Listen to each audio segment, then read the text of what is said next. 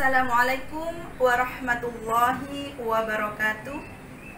Bismillahirrahmanirrahim. Alhamdulillahirabbil alamin wassalatu wassalamu ala asyrafil anbiya'i wal mursalin wa ala alihi wa ashabihi ajma'in, amma ba'd. Adik-adik mahasiswa mahasiswi Fakultas Syariah YIN Madura yang berbahagia, puji syukur alhamdulillah senantiasa tidak lupa kita persembahkan kehadirat Allah Subhanahu wa taala atas segala limpahan rahmat dan karunia-Nya kepada kita semua, sehingga pada hari ini kita dapat bersua kembali, dapat bertemu kembali dalam mata kuliah hukum acara peradilan agama. Adik-adik yang berbahagia, pada hari ini Ibu sengaja ini berada di belakang rumah Ibu ya, adik-adik sekalian ya, supaya segar dalam memberikan materi kepada adik sekalian. Baik adik-adik sekalian, pada pertemuan yang lalu Ibu telah menjelaskan kepada adik sekalian tentang putusan hakim atau juga penetapan hakim, dan juga Ibu telah menjelaskan tentang upaya hukum terhadap putusan hakim apabila pihak tidak menerima atau tidak puas terhadap putusan hakim. Maka pada hari ini adik sekalian, kita akan membahas tentang pelaksanaan putusan. Apa itu yang dimaksud dengan pelaksanaan putusan? Pelaksanaan putusan adalah pelaksanaan terhadap putusan hakim yang bersifat kondemnatum atau kondemnatur, yaitu yang bersifat menghukum. Menghukum di sini banyak ya, yang bersifat kondemnatum itu adik-adik sekalian bisa menghukum para pihak untuk melakukan suatu perbuatan. Bisa menghukum para pihak atau salah satu pihak untuk membayar sejumlah uang. Bisa juga untuk menyerahkan suatu barang, menyerahkan tanah yang ada bangunan rumahnya, menyerahkan kendaraan dan barang-barang yang lainnya kepada pihak yang lainnya yang dimenangkan. Baik adik-adik sekalian, bagaimana itu pelaksanaan putusan terhadap putusan hakim yang bersifat menghukum atau bersifat kondemnatur atau kondemnatum? Maka pelaksanaan terhadap putusan tersebut ada dua cara ya adik-adik sekalian ya. Bisa dilaksanakan dengan secara sukarela oleh para pihak yang dihukum untuk melaksanakan putusan hakim ya. Bisa juga kalau para pihak atau kedua belah pihak tidak melaksanakan putusan secara sukarela, maka pelaksanaan putusannya bisa dilaksanakan secara paksa oleh pengadilan setelah adanya permohonan eksekusi atau permohonan sita eksekusi sekaligus eksekusi dari para pihak atau salah satu pihak yang memenangkan perkara. Baik adik-adik sekalian, kapan itu putusan hakim dapat dilaksanakan? Yaitu apabila putusan hakim telah berkekuatan hukum tetap. Apa itu berkekuatan hukum tetap adik sekalian?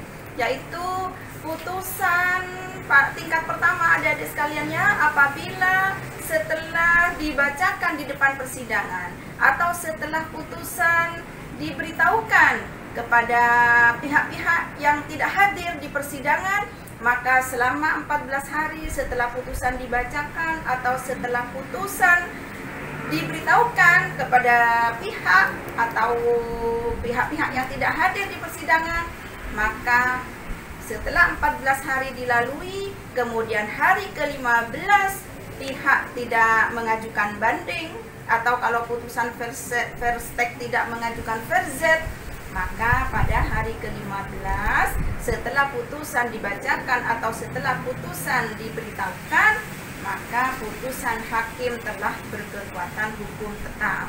Ini terhadap putusan tingkat pertama. Kemudian apabila terhadap putusan tingkat pertama di masa 14 hari para pihak kemudian mengajukan banding, maka setelah putusan banding diberitahukan kepada kedua belah pihak, maka kedua belah pihak punya kesempatan untuk mengajukan kasasi ya. Apabila kedua belah pihak tidak mengajukan kasasi, maka hari ke-15 putusan banding sudah berkekuatan hukum tetap. Kemudian apabila putusan kasasi ya adik-adik sekalian ya, setelah banding ternyata ada pihak yang tidak puas lagi kemudian mengajukan kasasi, maka putusan kasasi dinyatakan berkekuatan hukum tetap apabila putusan tersebut telah diberitahukan kepada pihak dan sebenarnya putusan kasasi itu sejak diputusnya oleh Mahkamah Agung, oleh Hakim Agung, itu sudah dengan sendirinya berkekuatan hukum tetap.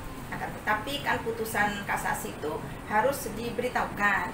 Maka sejak diterimanya putusan kasasi tersebut, maka putusan tersebut telah berkekuatan hukum tetap.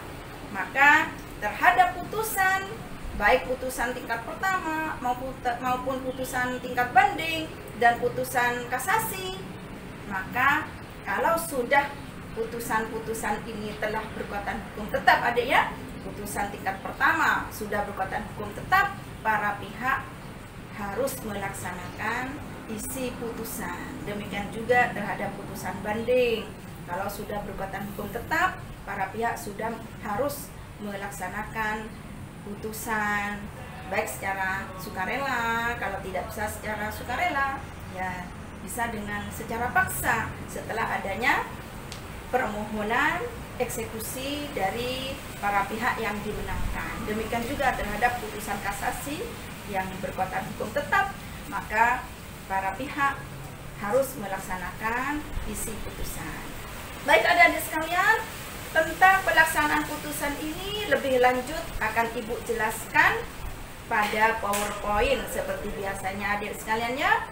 Ikuti dari awal sampai akhir ya, jangan sampai terlewatkan supaya paham bagaimana itu cara pelaksanaan putusan, apa yang dimaksud dengan pelaksanaan putusan, dan bagaimana tata cara pelaksanaan putusan, terutama pelaksanaan putusan oleh pengadilan ya. Kalau tidak dilaksanakan secara sukarela, maka bisa dilaksanakan secara paksa oleh pihak pengadilan.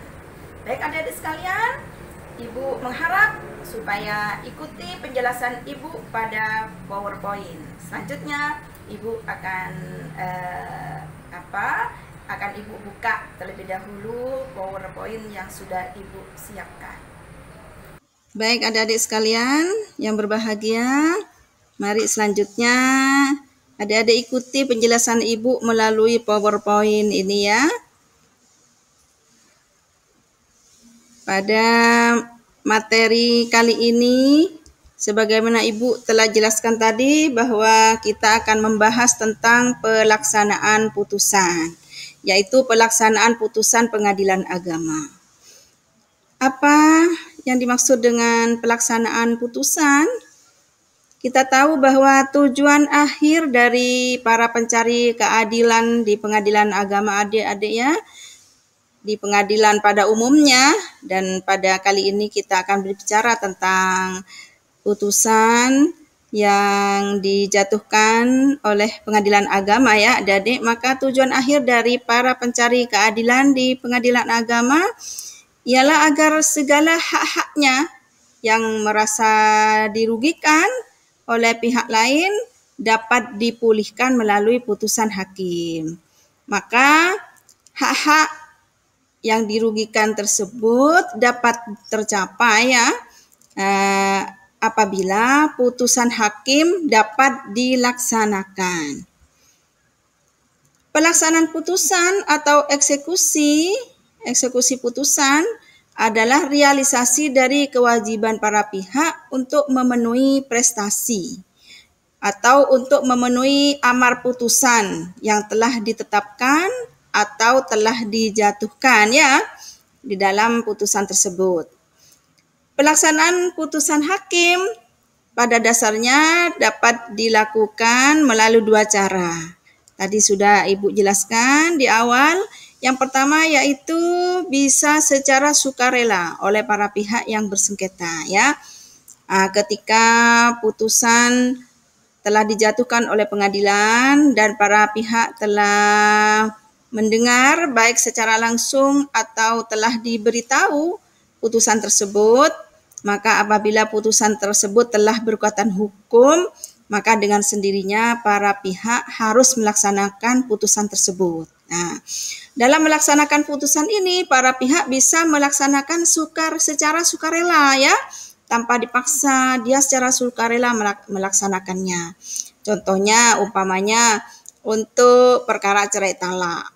Kalau hakim menjatuhkan putusan mengabulkan permohonan pemohon untuk menceraikan istrinya, akan tetapi hakim juga membebankan kepada pemohon untuk memberikan nafkah iddah, mut'ah, ya, nafkah anak kepada istrinya, maka seyogyanya secara sukarela setelah putusan hakim telah berkekuatan hukum tetap, maka seharusnya pihak pemohon harus menyerahkan sejumlah uang yang telah ditetapkan oleh hakim di dalam putusannya kepada termohon atau kepada mantan istrinya, ya. Apabila putusan hakim tidak dilaksanakan secara sukarela oleh pihak-pihak, maka bisa dilaksanakan secara paksa, yaitu dengan menggunakan alat negara. Dalam hal ini, alat negara di pengadilan adalah jurusita atau jurusita pengganti, ya.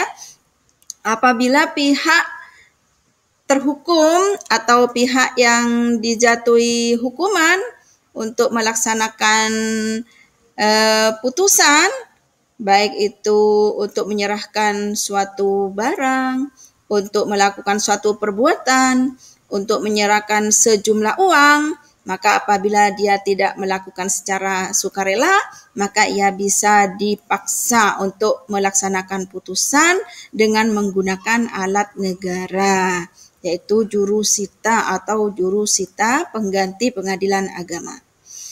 Baik adik-adik sekalian, putusan yang dapat dimohonkan eksekusi atau pelaksanaannya, putusan yang dapat dimohonkan eksekusi, ya, yang dapat dilaksanakan hanyalah putusan yang bersifat kondemnatur atau kondemnatum, atau putusan yang bersifat menghukum para pihak untuk melakukan sesuatu atau menyerahkan suatu barang atau melakukan suatu perbuatan, ya, atau mengosongkan suatu barang, ya, mengosongkan tanah, mengosongkan rumah, dan sebagainya, adik-adik sekalian, ya.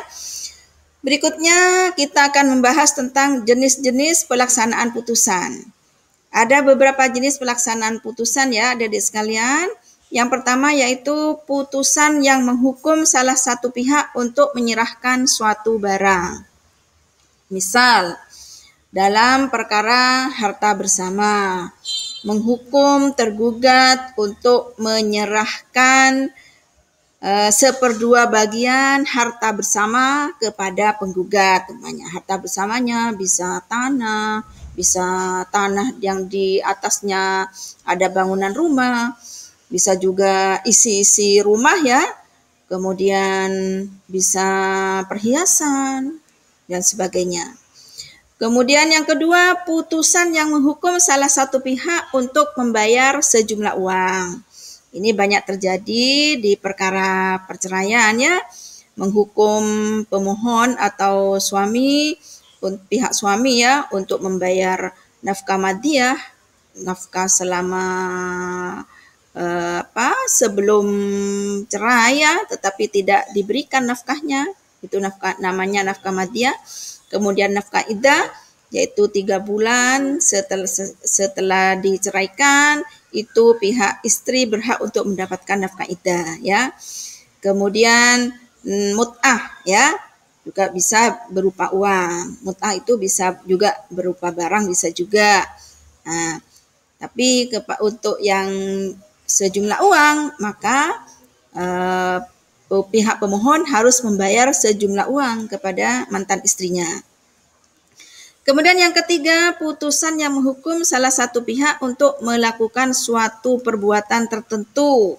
Misalnya menyerahkan anak, ya, karena oleh hakim anak di bawah umur ditetapkan hak asuhnya ada pada termohon atau istri ya, maka si pemohon yang menguasai anak itu harus menyerahkan, melakukan perbuatan.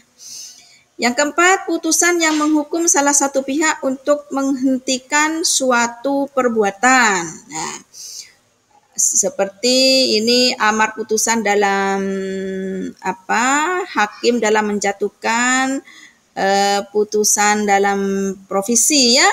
Nah, dalam gugatan provisi pihak penggugat umpamanya memohon kepada majelis agar supaya tergugat menghentikan pembangunan di atas tanah umpamanya.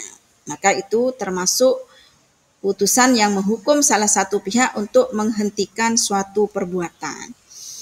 Kemudian yang kelima, putusan yang menghukum salah satu pihak untuk mengosongkan suatu benda tetap, mengosongkan tanah atau rumah, nah, yang disebut dengan eksekusi real ya. Jadi ketika tanah atau tanah yang di atasnya ada bangunan rumah itu telah ditetapkan sebagai harta bersama atau harta waris umpamanya atau harta hibah, nah, maka sering hakim juga memerintahkan karena ada gugatan dari pihak penggugat supaya pihak yang kalah mengosongkan tanah atau rumah tersebut, maka hakim kalau memang mengabulkan gugatan penggugat, maka memerintahkan kepada pihak tergugat atau pihak yang kalah untuk mengosongkan suatu benda, mengosongkan tanah atau mengosongkan rumah ya.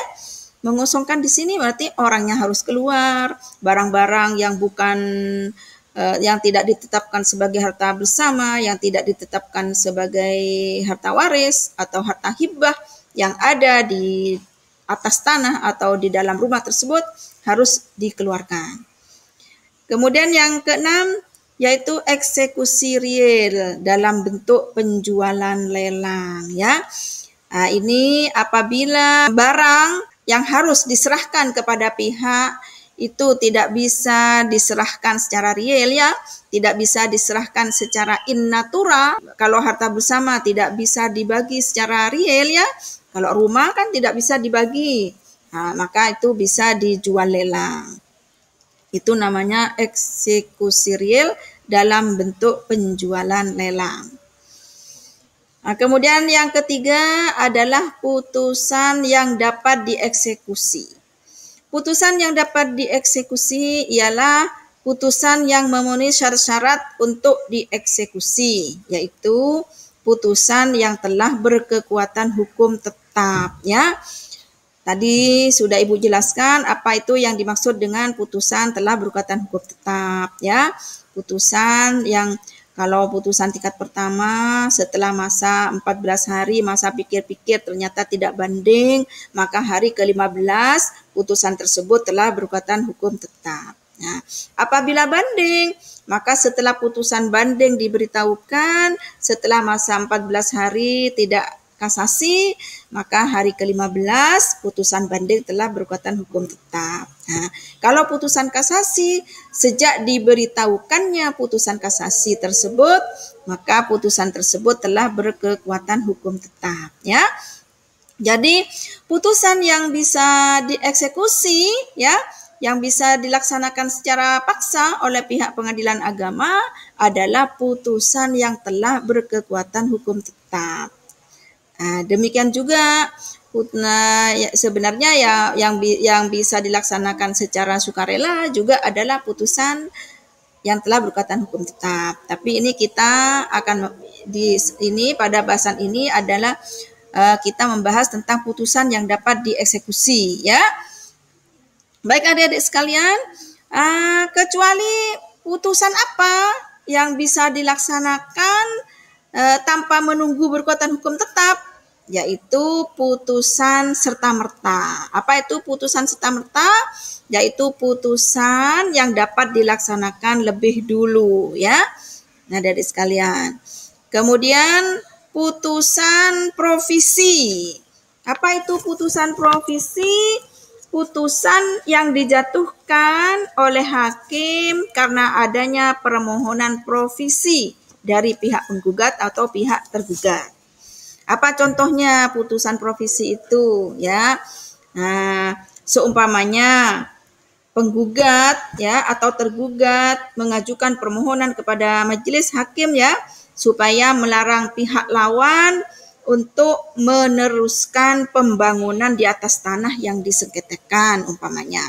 Maka ketika hakim mengabulkan permintaan pihak, maka amarnya hakim adalah melarang pihak lawan ya, pihak yang kalah untuk meneruskan pembangunan tersebut ya.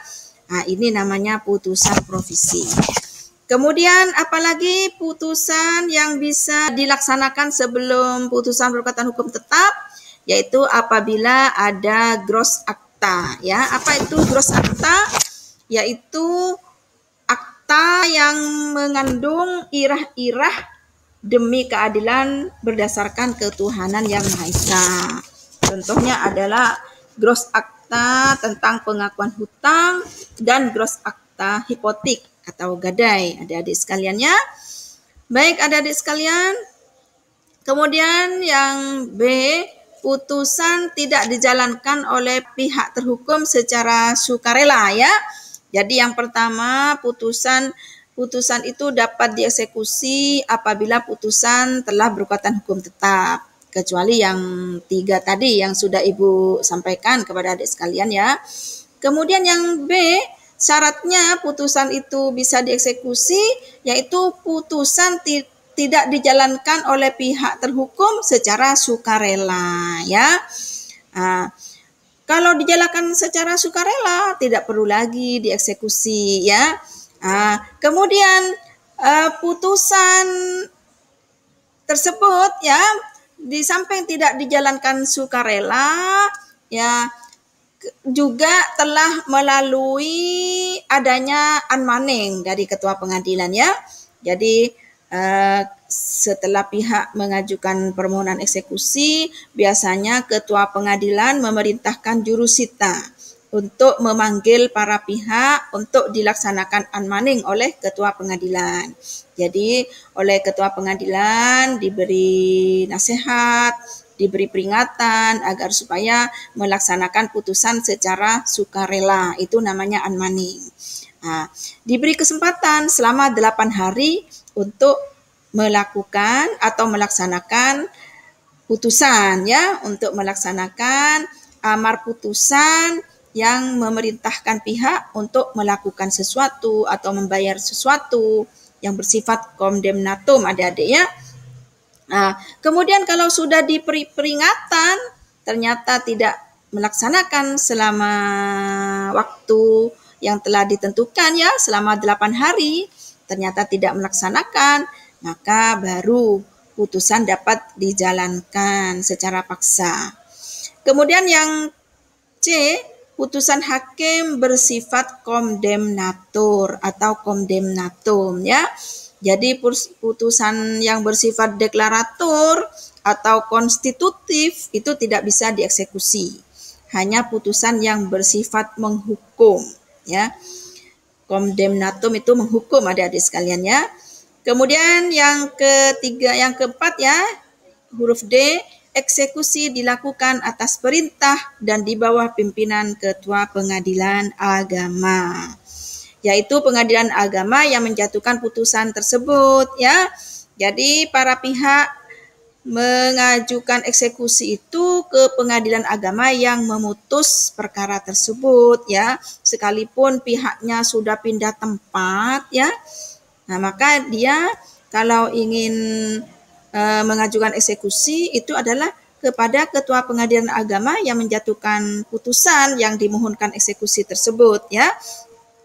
Atau pengadilan agama yang diberi delegasi wewenang oleh pengadilan agama yang memutusnya ya. Karena apa?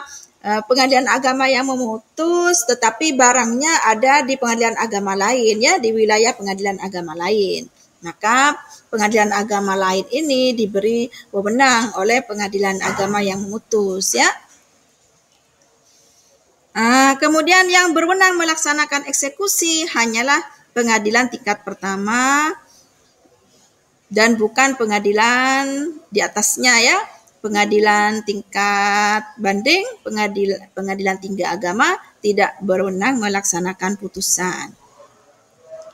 Baik adik-adik sekalian, bahasan berikutnya adalah tentang tata cara sita eksekusi. Sita eksekusi dilakukan dengan tata cara sebagai berikut. Yang pertama, terlebih dahulu harus ada permohonan sita eksekusi dari pihak yang bersangkutan ya. Kemudian yang kedua, berdasarkan surat perintah Ketua Pengadilan Agama. Surat perintah ini dikeluarkan apabila tergugat tidak menghadiri panggilan, peringatan atau unmanning tanpa alasan yang sah ya. Biasanya adik-adik panggilan pertama itu Ketua Pengadilan memerintahkan jurusita untuk memanggil para pihak untuk dilaksanakan peringatan atau unmanning ya. Kalau ternyata tidak hadir pada panggilan pertama ini, maka biasanya diberi kesempatan ya untuk dipanggil lagi. Nah, kalau ternyata panggilan kedua tanpa alasan yang sah tidak hadir untuk diberi peringatan atau unmanning, maka Ketua Pengadilan bisa memerintahkan kepada jurusita untuk melaksanakan putusan. Nah, kemudian berikutnya, tergugat tidak memenuhi perintah dalam amar putusan selama masa peringatan ya. Pihaknya hadir ya, tergugat hadir memenuhi panggilan ya. Tetapi ternyata setelah diberi peringatan, setelah di unmanning, ternyata tergugat selama 8 hari tidak memenuhi amar putusan. Maka Ketua Majelis sudah bisa memerintahkan kepada jurusita untuk melakukan eksekusi.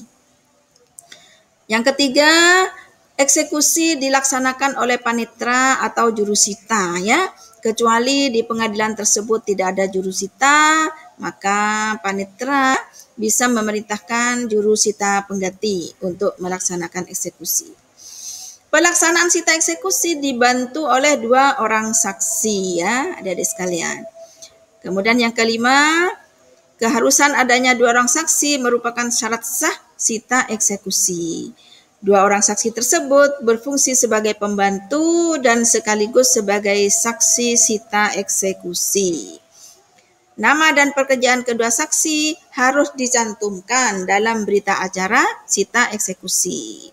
Dan saksi-saksi tersebut harus memenuhi syarat telah mencapai umur 21 tahun, berstatus penduduk Indonesia, dan memiliki sifat jujur dapat dipercaya.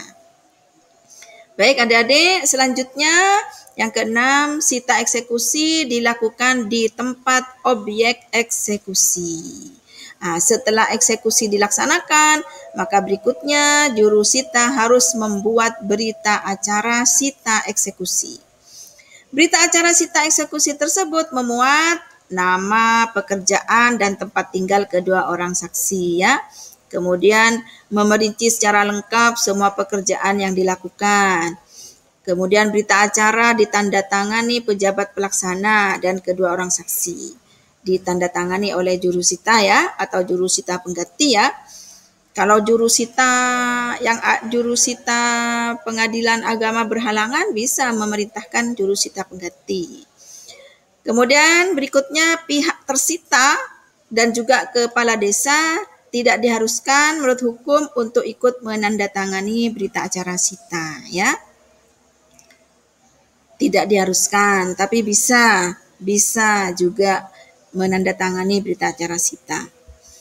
Baik, selanjutnya isi berita acara sita harus diberitahukan kepada pihak tersita, yaitu segera pada saat itu juga apabila ia hadir pada waktu penyitaan tersebut, atau jika tidak hadir maka dengan jalan menyampaikan di tempat tinggalnya bahwa telah dilaksanakan sita ya, di tempat objek sita.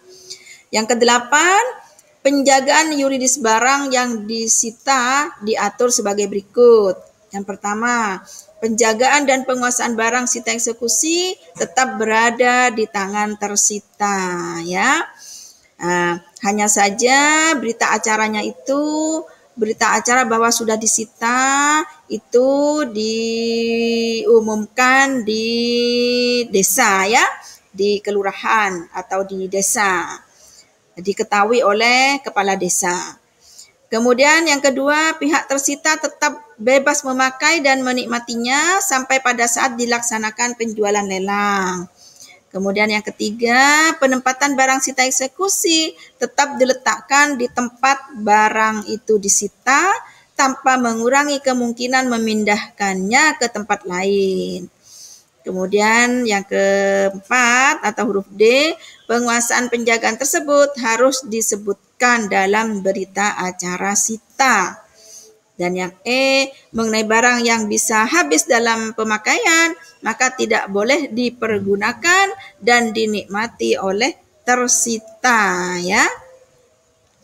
Baik adik-adik, sekarang mengenai ketidakhadiran tersita, nah ini bagaimana? Nah, ketidakhadiran tersita tidak menghalangi sita eksekusi ya. Baik ada pihak yang mau disita itu ada atau tidak ada, maka itu tidak bisa menghalangi jalannya sita eksekusi ya. Sita eksekusi dapat dihadiri, bahkan sebaiknya dihadiri pihak tereksekusi ya, sebaiknya dihadiri. Kemudian sita eksekusi dapat dilaksanakan tanpa hadirnya pihak tersita atau tereksekusi atau tergugat ya. Asalkan pihak tersita tersebut telah diberitahukan ya, harus diberitahu bahwa pada hari ini atau sebelumnya ya, diberitahu sebelumnya 3 hari sebelumnya ya, bahwa akan dilaksanakan sita terhadap terhadap barang yang dimohonkan eksekusi oleh pihak penggugat ya. Pelaksanaan sita itu harus diberitahukan sebelumnya kepada pihak tergugat atau tersita ya, atau yang akan dieksekusi, dan diperintahkan untuk hadir pada hari dan tanggal pelaksanaan sita eksekusi. Tetapi kalau yang bersangkutan tidak bisa hadir, maka tidak bisa menghalangi pelaksanaan sita eksekusi. Demikian adik-adik sekalian, saya kira cukup jelas ya apa yang Ibu sampaikan kepada adik sekalian. Mudah-mudahan bermanfaat. Terima kasih atas segala perhatian. Mohon maaf atas segala kekurangan. Ila liqa fi amanillah. Wallahul muwaffiq ila aqwamit thariq. Tsumma assalamualaikum warahmatullahi wabarakatuh.